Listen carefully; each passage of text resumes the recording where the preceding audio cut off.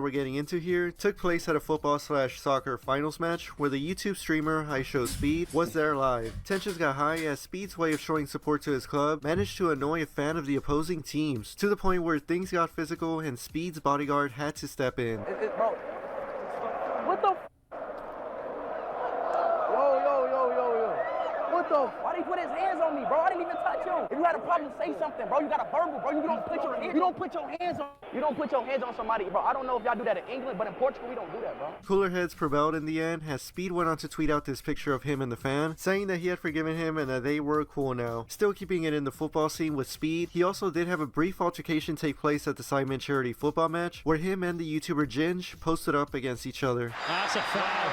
Oh, it's a foul against Speed. It was good use of the body there from the angry Ginge, and we're seeing some of that anger now. And another thing that took place with Speed in this year was when he had accidentally exposed himself during a stream in front of his camera. This ordeal became a huge talking point in the scene, and when he came back to stream again, some people in the chat were mocking him for it, and while he did show that it did frustrate him, like, bro, how the would you? Damn, motherfucker! I'm sick of telling. Don't tell me to calm down. he had also broken character and revealed to his viewers how the whole situation was actually affecting him. From the bottom of my heart, bro, this past days and hours, I've been suffering very mentally. At the end of the day, I'm still a human being. You guys don't know the feeling, bro, what I'm feeling right now, you know? Like, bro, I can't. I don't know what to do anymore, bro. And the last thing that we'll go over with Speed here had to actually do with one of his good friends, Kai Cenat, when the two of them linked up to make a song together. Kai pulled up to the house and their energetic personalities caused this tense moment to occur. Yo! Alright, bro, hey. Yeah, bro, back up. Hey. Oh! You ready to record a song? Bro, who? What happened, bro? Make this song, bro. What happened, bro? Let's make this song. What happened, bro? He's mad because I flung him. And you know, while we're on the topic of Kai Cenat, we also did have a situation take place between two members of his AMP group, that being Agent and Phantom. And this, believe it or not, had to do with the running gag of the Phantom text. Phantom had taken Agent's fridge from his room and put it in his, and when Agent went to go get it back, he did retrieve his own fridge, but then also went back to go get Phantom's as well, to which Phantom did not appreciate. Niggas ain't going nowhere. You gotta take that, my boy. Nah, I ain't going You gotta nowhere. take that, my boy. This the agent tag that right. Nope. We getting this one. Excuse me, bro. I'm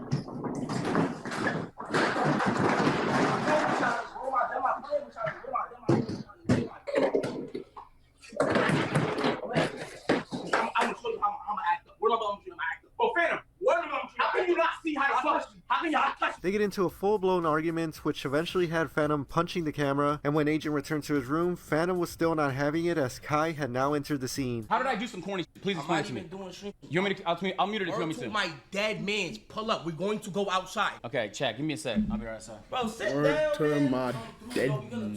Stop playing. God. He not gonna That boy was tight. Excuse me, my brother. Excuse me, my brother. You bugging.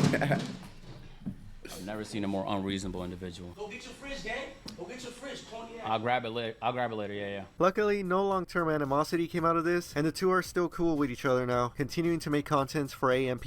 Now, going back to Kai, while he manages to keep his cool with a lot of people, one person that did get under his skin was Matan Evan, aka the Bill Clinton kid that crashed the 2022 Game Awards. Matan, this year, became known for showing up in the most random places, and Kai's livestream at Universal Studios was no exception. But Kai, with no interest in entertaining the kid, let him know how you felt about his stream sniping appearance. Yo, I've seen him before. How you doing? What the hell? What's going on? You're the most random person. You're not with us, but I've definitely seen you before.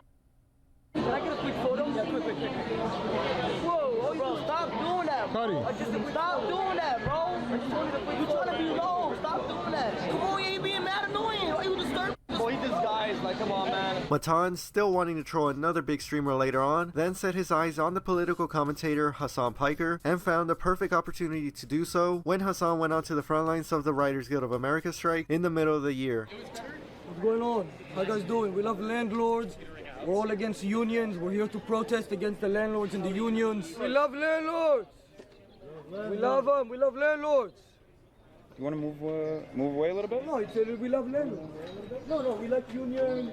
I mean, we hate unions. We love landlords. Now, the next moment that we got here also has to do a bit with the entertainment industry from the mainstream, where this one involved the Stranger Things 4 actress Grace Van Dien and the OG FaZe member slash YouTuber FaZe Rain. Grace, barely having shown interest in gaming and streaming in the past, just nonchalantly joined the FaZe Clan organization like it was nothing, rubbing many in the community the wrong way, including Rain, to which he vocally called her and the organization out. Both Rain and Grace from that would have a personal back and forth, and before things could get even worse, Rain decided to have an in-person meetup between the two to sort of squash the beef, where at first their conversation was going well, but things took a turn as Rain displayed her hypocrisy by acting offended over her comments. You want to super victimize yourself over that? Okay, then I guess I'm hurt. How dare you?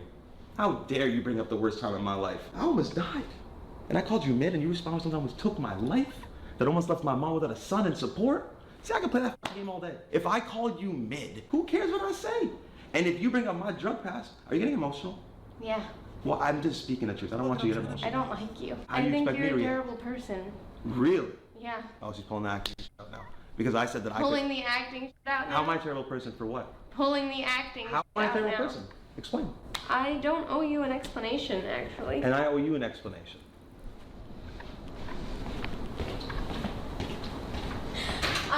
Macho, tell Vera that I'm not doing this video, and if they release anything, that I'm leaving, please.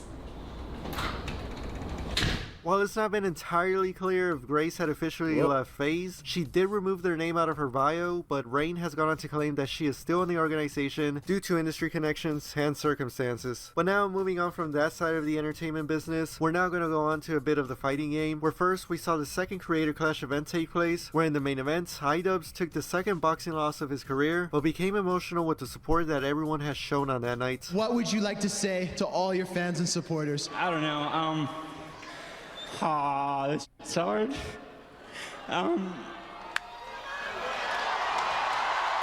know I'm not everyone's cup of tea, but I really do appreciate the support. About 6 months after that, another crossover boxing event took place that saw the undefeated KSI take on the professional boxer Tommy Fury on the Prime card. And in this one, after a good showing from KSI to the surprise of many people, the judges announced Tommy Fury as the winner, and this set off KSI in not just the post-fight interaction. I was throwing the shots, and I was the one put working. You weren't landing! You weren't landing! You weren't landing! Look at your face! Look at your eyes! Huh? Look at you! But also in the solo interview that he had later on. He said he was going to knock out.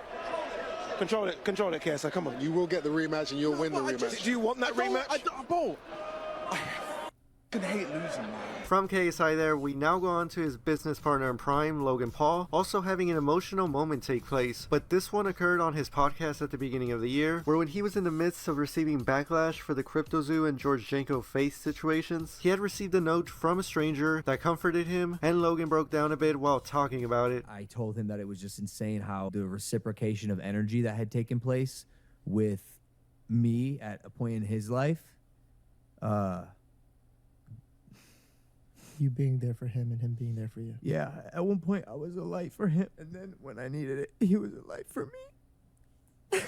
I couldn't be more grateful. It's just crazy. I saw it unfold in real time, man. No one's ever written me a note that nice. Logan also later in the year went to a UFC event where he was actually seated next to the YouTuber Gideon. Gideon at that time was live streaming himself at the location, and when Logan came down and sat next to him, everything was all good for a while, but as time went on, Logan started becoming more and more uncomfortable being on the live stream, and had then asked Gideon if it was okay if they could move and or switch seats. Would you two want to switch seats with us?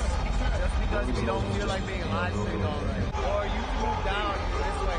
I'm going to just stay here. I'll just switch with Chris. No, I'm going to just stay here. It's cool. You know what I'm saying? I'm chilling. You promise? Promise, bro? I'm chilling. Promise? Don't be mad. I just don't feel like being on camera all night. I'm not mad. You know? I'm chilling. I'm chilling, chat.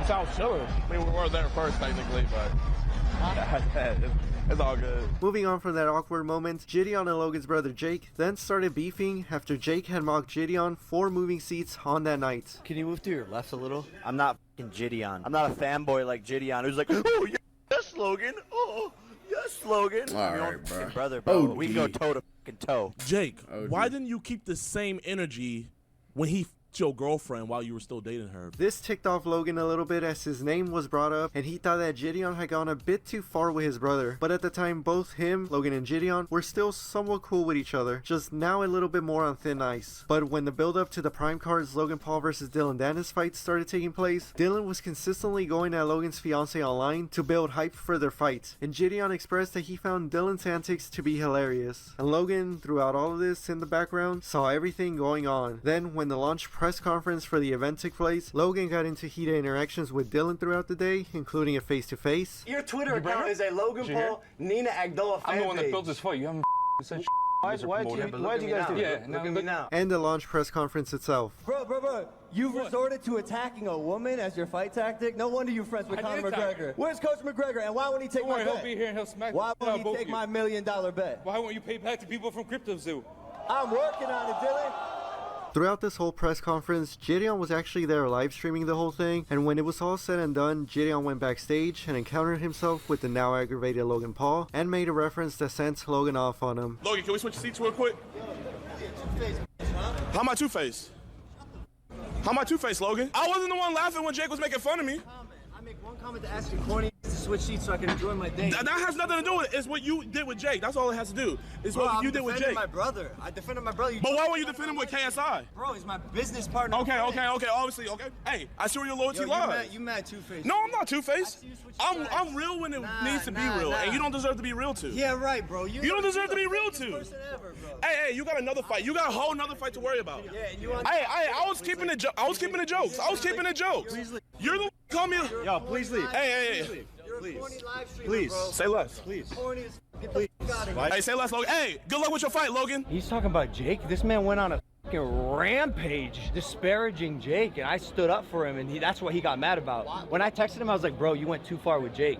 That's when he really switched up. A bit more drama regarding the two still occurred after the fact, with statements coming out from each of them, but when Gideon made a video for his audience stating that he was going to be retiring from his usual content and be turning over his life to Christ completely, one can assume that the beef between the two has now been squashed, as Logan wished the best for him on a Reason podcast episode. I think the world could use a little guidance and positive, like religion in their life. So if he can figure it out, it'd be phenomenal. Good for Gideon, bro. God bless him. God bless him for making that pivot. I can't imagine it's easy. Like what a crazy shift. And that'll be the end of part 1 of this year's YouTuber Serious Moments. Part 2 will be coming out soon. But yeah, so until I get a controller, I won't be able to play any games, like properly at least. Yep. Well, that's it. Y'all be easy. Even though nobody's in the chat. I'll be on tomorrow though for sure.